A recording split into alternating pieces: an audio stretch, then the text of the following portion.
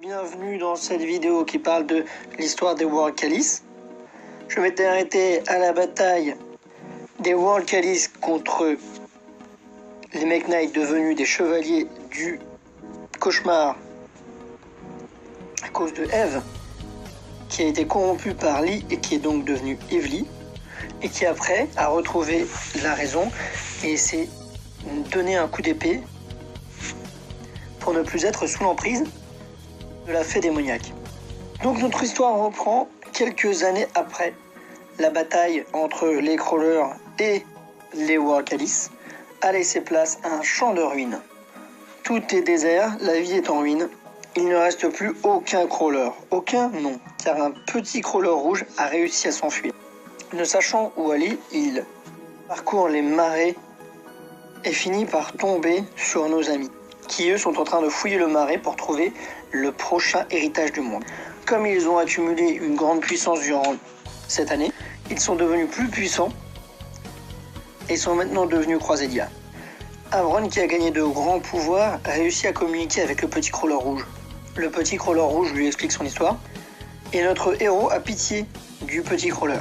Il le prend sous son aile et le fait devenir Croissédia lui aussi.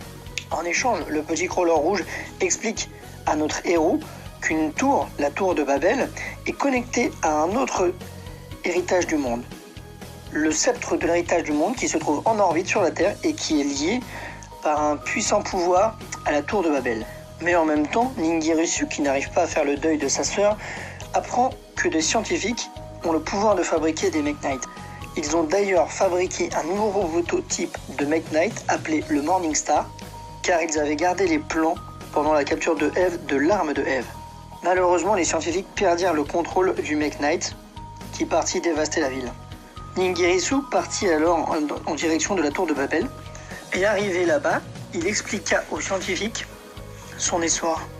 Il passa donc un pacte, et en échange de la puissance du World Calice, il mit le corps de sa sœur dans une cuve et il le transféra à une machine.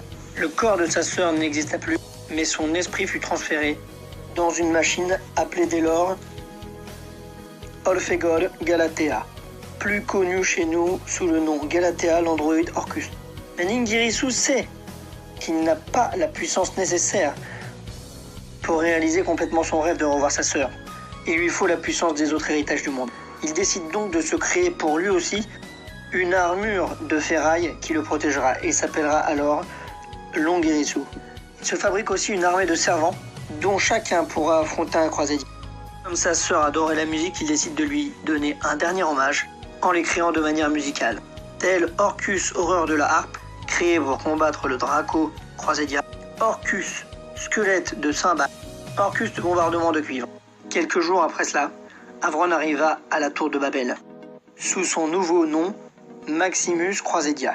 Il tenta de faire entendre raison à Longirisu, mais celui-ci, dévoré par la tristesse et la peur, ne voulait rien entendre. Maximus lui expliqua le terrible danger que courait la planète s'il récupérait la puissance du sceptre de l'héritage du monde. Mais Longirisu ne voulait rien entendre et la bataille commença.